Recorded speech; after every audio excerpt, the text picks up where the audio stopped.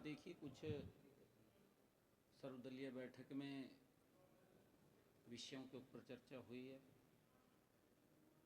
कि सामूहिक रूप से कई विषय ऐसे थे हमारे विधानसभा को लेकर के चर्चा हुई है। और सर्वदलीय बैठक में कल महामहिम राज्यपाल महोदय जी का अभिभाषण से कल विधानसभा का सत्र का प्रारंभ होगा और अभी फ़िलहाल के लिए उसको 28 तारीख तक रखा है कि और आगे अगर एक्सटेंड करने की आवश्यकता पड़ी तो बीएसी की मीटिंग के अंदर बैठ कर के उसको और बढ़ाया जा सकता है।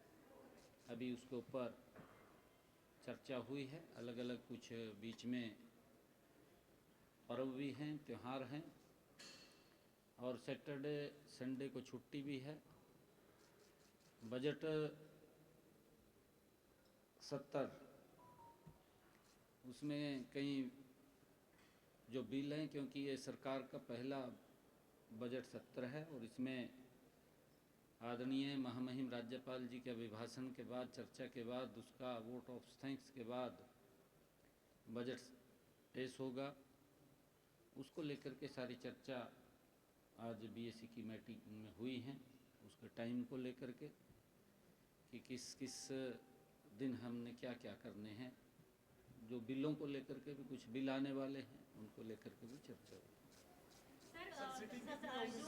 सर्वदलीय बैठक में नए विधानसभा भवन को लेकर भी चर्चा हुई है। एक विषय है जिसपे अध्यक्ष ने सहयोग की भी अपेक्षा की है सभी दलों से, और सर आपसे भी गुजारिश की है कि चंडीगढ़ एडमिनिस्ट्रेशन से बातचीत की जाए। हाँ, नहीं, वो सर्वदलीय बैठक में इस बात को लेकर के चर्चा हुई है, क्योंकि हमारा भवन कई इसके ऊपर अभी रास्ते हैं और उसके अंदर बैठ कर के सभी हमारे दलों के सभी माननीय सदस्यों ने बैठ कर के चर्चा की है। और वो कई रास्ते हैं, कौन से रास्ते पे चलना है वो बैठ कर के उसके अंदर एक रास्ते के ऊपर चलेंगे। और भवन हमने बनाना, क्योंकि हमारा छोटा भवन है विधानसभा का, उसको लेकर के उसमें चर्चा हुई है। ये बात कहता है कि नया भवन अब नहीं बनना चाहिए, इसी को एक्सटेंड करना चाहिए, तो इस बात पे सहमत है सर विपक्ष? नहीं, देखिए, ये भी उनकी तरफ से ये भी सुझाव था उसके अंदर। मैंने कहा है भी कई विषय इस भवन को लेकर के कई चर्चाएं हैं और अलग अलग सबके मत हैं, रास्ता एक है। हाँ,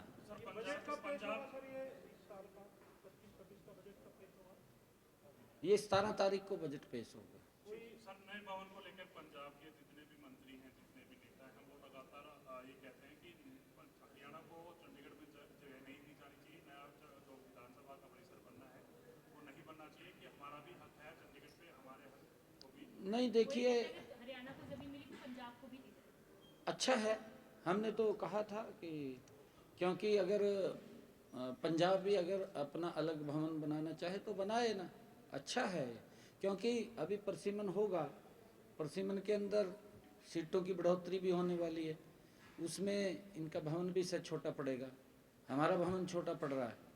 तो हम चाहते हैं वो भी अपना भवन बनाए, अच्छा है, उसके अंदर कोई ये नहीं है क्योंकि भी उसको देना है उसको नहीं देना, ऐसा नहीं है। सर, बजट सत्र शुरू होने में अभी कुछ ही समय बचा है सर। कल राज्यपाल का अभिभाषण है, बजट जो सत्र शुरू हो जाएगा, लेकिन हालांकि मसला कांग्रेस का है, लेकिन अभी तक नेता विपक्ष नहीं है। तो आपको लगता है सर कि सदन में नेता विपक्ष की एक मजबूत भूमिका कांग्रेस पार्टी को तय करनी चाहिए, ताकि प्रदेश के जनहित के मुद्दों पर सत्ता पक्ष और विपक्ष मिलकर आगे बढ़े? नहीं, देखिए, वरिष्ठ नेता हैं भूपेंद्र सिंह हुड्डा, वो है ना।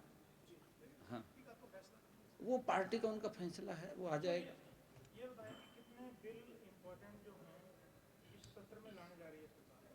वो आपको बताएंगे, हम बिल आएंगे, कई बिल आ रहे हैं, आपको समय समय के ऊपर उसकी जानकारी देंगे। प्री बजट चर्चा आपने सर की है सर, प्रदेश में अलग अलग वर्गों से भी आपने प्री बजट चर्चा की, विधायकों से, सांसदों से, मंत्रियों से सर, तो क्या उस चर्चा को, उनके जो सुझाव थे उसको बजट में शामिल किया जाएगा? बिल्कुल किया जाएगा।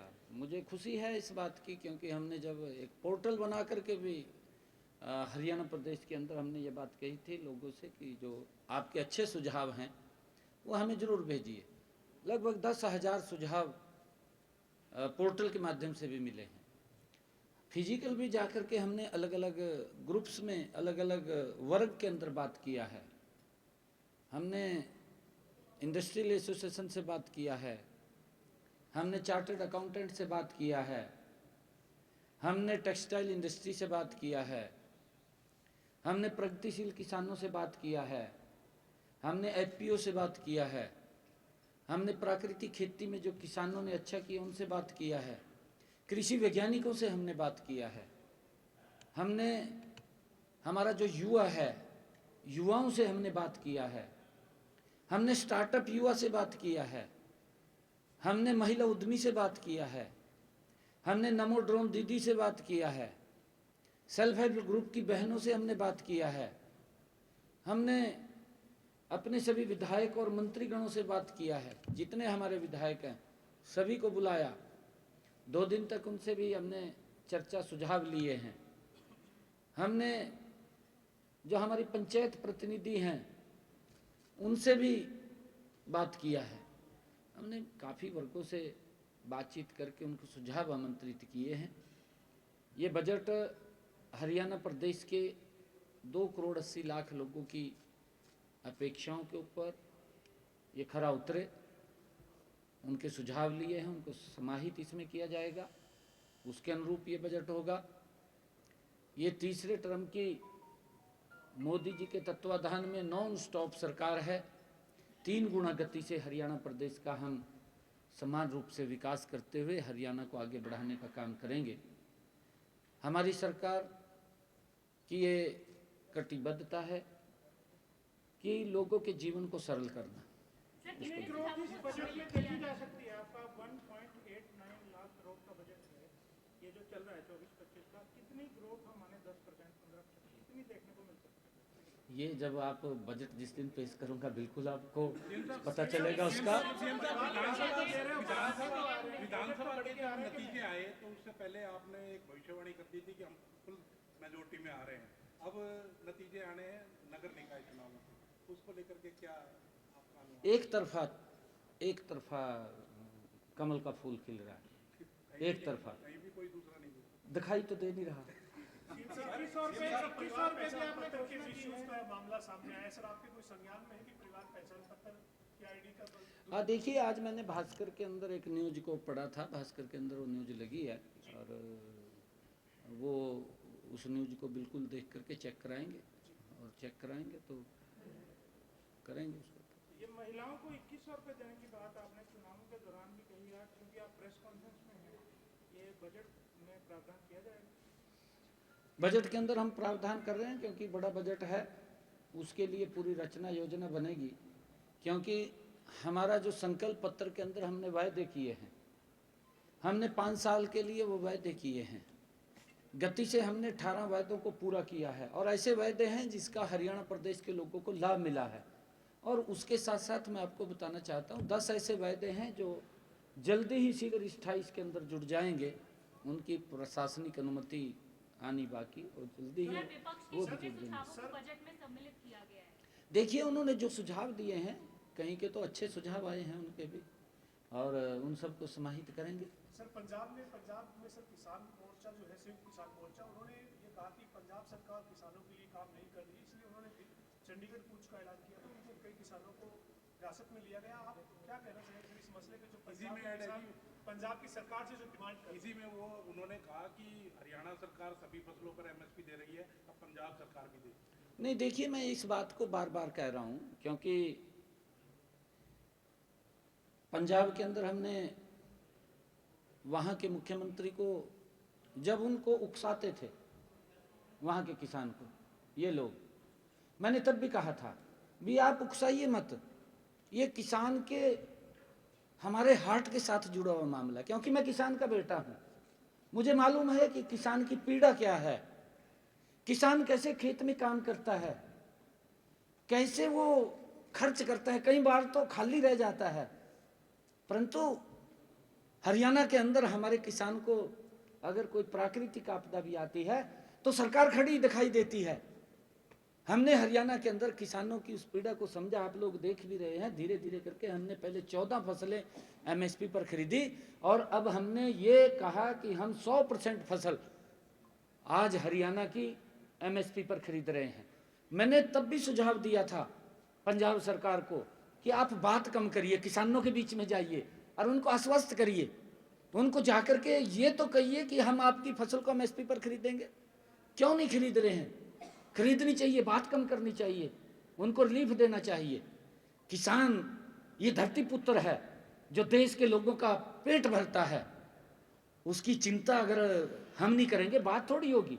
बात नहीं करनी चाहिए, हमने रिलीफ देना चाहिए। मैं अब भी पंजाब के मुख्यमंत्री को कहना चाहूँगा कि आप किसानों के बीच में जा करके उनके ऊपर लाठी ना चलाएं, आप उनको मजबूत करने का काम करें।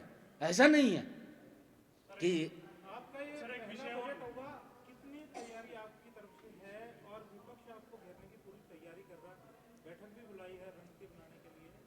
आपका ये सत्र भी पहला और बजट आपका पहला होगा कि बड़ा सेशन है ये, तो कितनी तैयारी आपने की? नहीं, हमारी पूरी तैयारी है, कोई दिक्कत नहीं, तैयारी में पूरी तैयारी है जी।